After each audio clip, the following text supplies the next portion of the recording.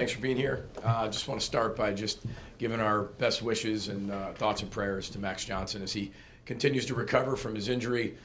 I know we've reached out to him, and I know he's going through some hard times right now, and so just want to extend our thoughts and prayers to his family and the Tar Heel family as Max continues to heal. So hope for a really speedy recovery for him. I know that's really unfortunate for him. So. Disappointing that we lost the game. Simple as that. It was a really good football game when you look at an opener. You took it at two teams that are pretty equal, even when you go to the stat sheet, pretty equal in terms of how that game went. Somebody had to win, somebody had to lose, and we had every opportunity to win that football game, and we didn't. And they took advantage, and we didn't. So very simple when you kind of go back and look at it. Obviously, when you go back and look at it, you got to dissect it, what we have to really get better at, where we have to take the next right step. Team was eager to do that, which I'm really proud of them for that, and look forward to responding this week. So with that, open it for questions. PJ, it looked like there was one pass over 20 yards. It was the DPI to Daniel Jackson on the last drive of the fourth quarter.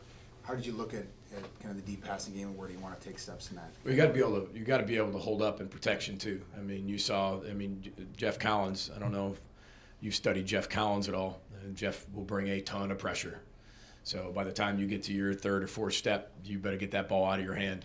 And we called. There were 30 passes, I think, that we actually called. When you look at the actual total play, so technically 50-50. Max had to take off and run with some. It's got to be able to set up well, got to be able to have the right defense. There's times where we do have some people that are running down the field and we just don't hold up in protection, or they got one more guy free than we do to block. So and those are things you obviously want to do, but it's not every time. You're just, this isn't backyard football. You're just like throw the bomb. We got to be able to hold protection. You got to be able to have it in the right call. You got to, the right defenses. And, they did a really good job in a lot of different areas too, but we did throw the ball down the field a few times, which, and that I think we only had 55 plays, something like that. We only had 4 plays in the third quarter. So, on that protection, how do you evaluate the job your O-line did? We've got a lot of room for improvement. I think at times we were really good. I think we were really solid, especially with some of the difficulty of the stunts, blitzes that Jeff brings, some of the things we saw, some things that were new. But I think it's just the consistency level of that. It's one guy here or there. And we've got, 4 guys really holding up protection. One offensive lineman's leaning, and next thing you know, the guy beats him and then creates a rush, creates pressure. We got to step up and can't let the play develop. I thought when we were able to do that, we were able to throw it after the first quarter, after we settled down. I think we were able to do that really well. And the last 2 drives, I thought, show that. You talked after the game about uncharacteristic things on offense, defense, and special teams. Now that you've had some time to look at the tape, why do you think it was that way? Well, I think part of it's just football. I really do. I mean, we don't get called for that many penalties in that crucial some situations. I mean, it wasn't the penalty. It was in the crucial piece of what happened with that. We recover a fumble inside the 10. We got defensive holding down the field. That's a huge flip in the play. They score 7 points on that. We probably score a touchdown on that. That's a 14-point swing. So those are some of the things that when I said that are uncharacteristic, that's what it is. Even in the last we run the ball to the 18-yard line. Different field goal at that situation. At the very end of the game, we get a holding call. Uncharacteristic for our guy to do that in that particular situation with that type of leverage lost. So those are the things I meant. PJ, speaking of the offensive line again, is it a matter of them staying at home or better communication? Is there a particular focus this week? Well, yeah, I think we have a whole focus as an offense. I mean, we talked about the ball. I mean, we fumble the football one time, but it's a costly fumble. We don't get on another fumble that they have. We fumble a ball inside, our zone, and they recover it. The drop back pass game, just in terms of protection, everybody's role in that, in terms of attention to detail, and then being able to score touchdowns inside the green zone. Period. That's what everybody wants to do that. I want to make sure I make that very clear. It's not like I enjoy field goals more than touchdowns. Nobody does. But there's games we've won here 12-10, and that's what was required to win the football game. We're kicking a field goal at the beginning of the game. It's 0-0. You got to get some type of points on the board. We throw the first half. You're going to go down that first drive. We're at 0-0, and we score the field goal. You got to go in there and do something. and we go down there and get a ball tipped on first down. We run the ball for no gain. You run the ball again to be able to get maybe half that back, maybe not even half that back, maybe get inside the 5 and make a fourth down call. Because if you don't get the fourth down, that's fine. They got the ball inside the 5 and the defense is playing really good. So, there's all those different things that come into play. But, obviously touchdowns are the focus. But those are the things we talked about on offense that we need to be able to continue to get better at. And then the consistency of all of it working together. Let's not forget, this is a really good North Carolina team. I mean, this team's going to compete for the ACC title. I think we're a really good football team. And kicking off week 1, I mean, those are the games that you kind of go into and, you find out a lot about your team in the middle of the game. And then when you look after the game, because you're playing a really good opponent, that's almost like looking in a mirror. And somebody's going to win that football game. Going into that, I don't get to tell all of you this, but in my mind, first 1 to 20 was going to win that game. You look at the defenses, you look at the familiarities with each other, playing each other last year, a lot of guys returning. They like to run the football. We like to be able to run the football, but, I mean, we attempted 30 passes. We had 50-some plays. I mean, that's close to 50-50 as you can get, for us. And, I thought it was we just had some really key mistakes and critical situations, and I know our guys are eager to get those changed. And with all that, still got a chance at the very end in the final second to win the game. PJ, what did the film tell you about your team's tackling? I thought there was some really good tackles. I thought there was some tackles that were, not exactly up to expectation. So yesterday at practice, went right back to the tackling circuit. And I think it's one thing to you can scrimmage. We don't scrimmage all the way up to you go play. You have a few scrimmages throughout training camp. You do everything you can to keep your guys healthy and keep them up when you're not scrimmaging. But I think there's a difference when you go out and play an opponent like North Carolina with one of the best backs in the country, who's, kind of reminds me of Mohamed Ibrahim, maybe a little bit, obviously faster and things like that. But the way you hit him, he continues to go forward. And it doesn't matter if Cody Lindenberg was hitting him or Aiden Gooseby was hitting him, he was moving forward. And so we just got to be able to run our feet on contact. And I thought we tackled really well in some areas, and then other areas we didn't tackle so well. But I love the effort of the way we played and the fearlessness we played with the tackling. I think that was impressive for me, is to watch our guys, how they flew around. I mean, if you were down on that field, that was a violent football game on both sides. I mean, that was a very physical football game. And, probably both teams woke up probably feeling that the next morning. But that was a very, very physical game for week 1. What did you learn about Brosmer in that last drive specifically, and what can he build on from there? Yeah, I mean, he's so talented. And I think after he settled down, I think everybody kind of saw what he can do. Everybody's got to be able to help him out. We all got to be able to help each other out. But I thought, a little inconsistent early. But once he settled down and got comfortable, I thought he looked like what we've seen all the time in training camp. And he's a competitor, even when you see him go get those first downs. Unfortunately, we had one fumble. He'll learn from that. But, he's a competitor. So I don't know if I necessarily learned a ton, except verified exactly what he is and who he is. And now we just got to be better. PJ, you saw Corey, what Mark he was able to put on this defense this week. Obviously, a lot of pressure packages, a lot of DBs coming. How did you feel like things got when you guys brought pressure? Yeah, I think that when we talked, earlier, you kind of asked me what I thought. I said the multitude of what we can actually do, the variety of that we have for everything that we can do on defense. I think that's what you saw on Thursday. We can do a lot with different people. We have a lot of different packages. We played a lot of players. When you look from top to bottom, you look at the participation report. We played more guys in probably a week 1 than we've played. We're talking about Power 4 or whatever you want to call it, football. Where it's really close games against really good opponents. And we played a ton of guys. And I think that gives us the versatility on defense that we're looking for. As we continue to move forward, we're going to continue to be multiple and even more versatile and hopefully just keep people guessing as we go forward. But I thought they played incredibly hard.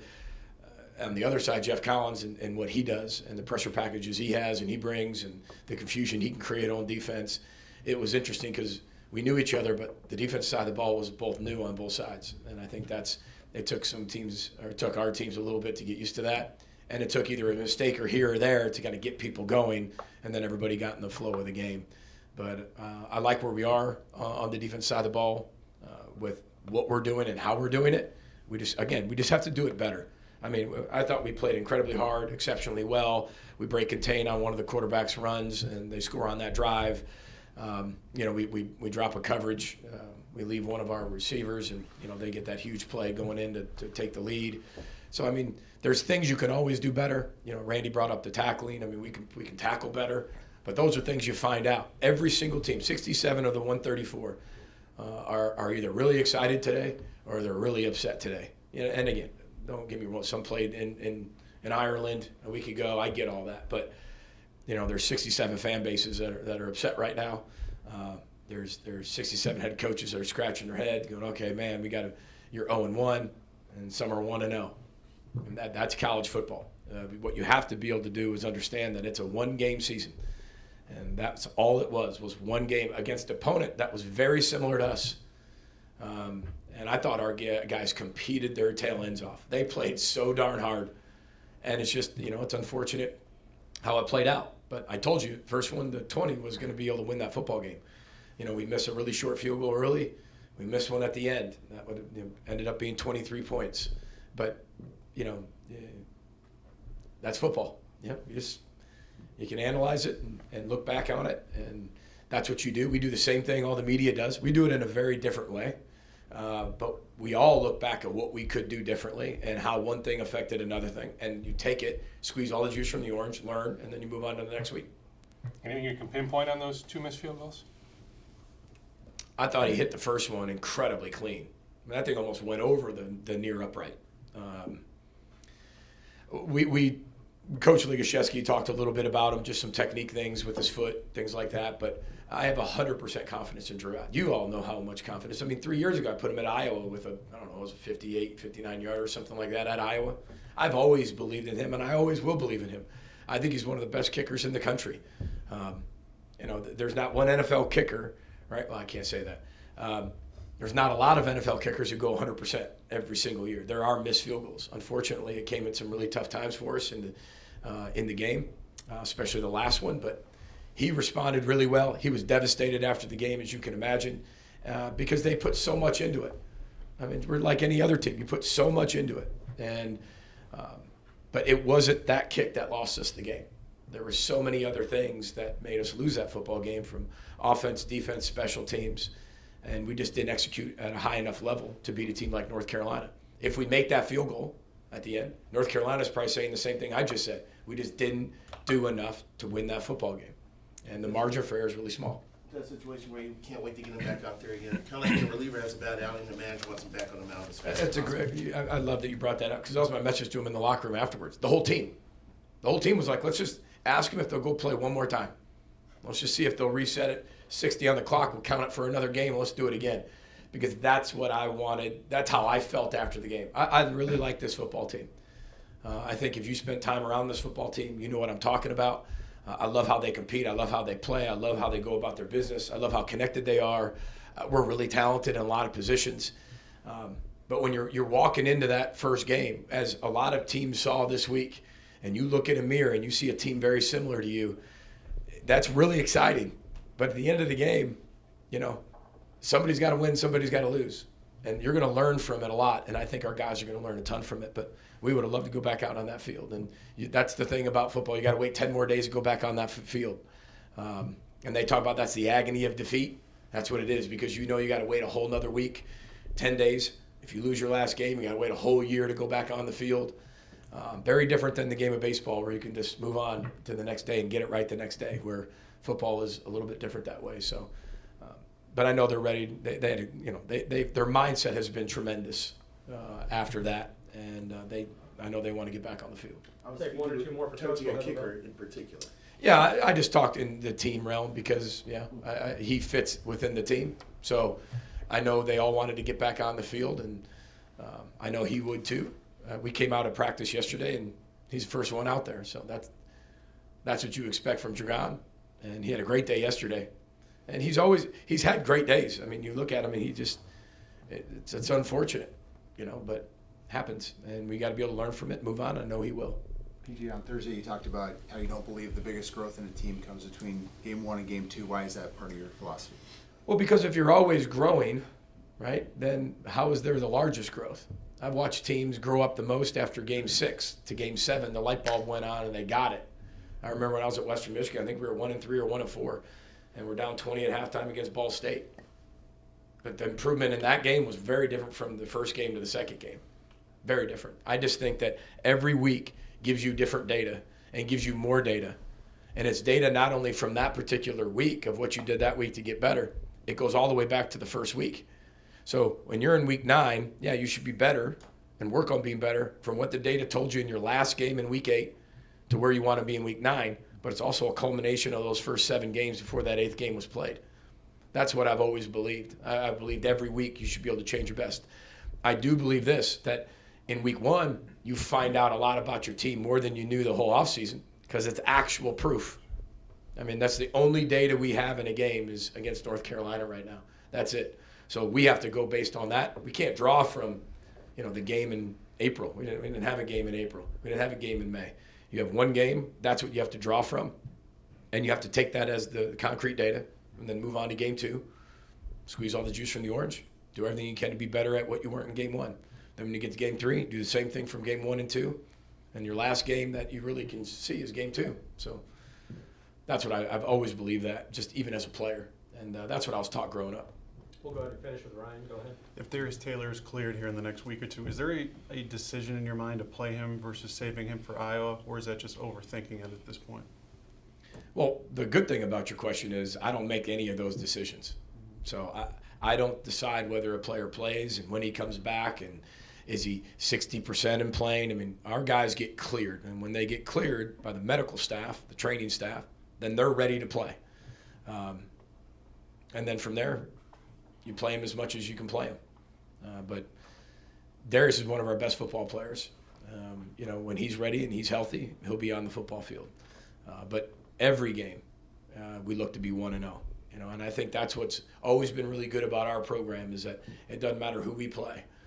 It's about us, first of all, and then you're looking to be 1-0, and that's where your own mindset is, and the only mindset you have is on that particular game. And we'll do everything we can to get better from this North Carolina game, to put our best foot forward against Rhode Island, who came off a really good win against Holy Cross, played really well, got a really good quarterback.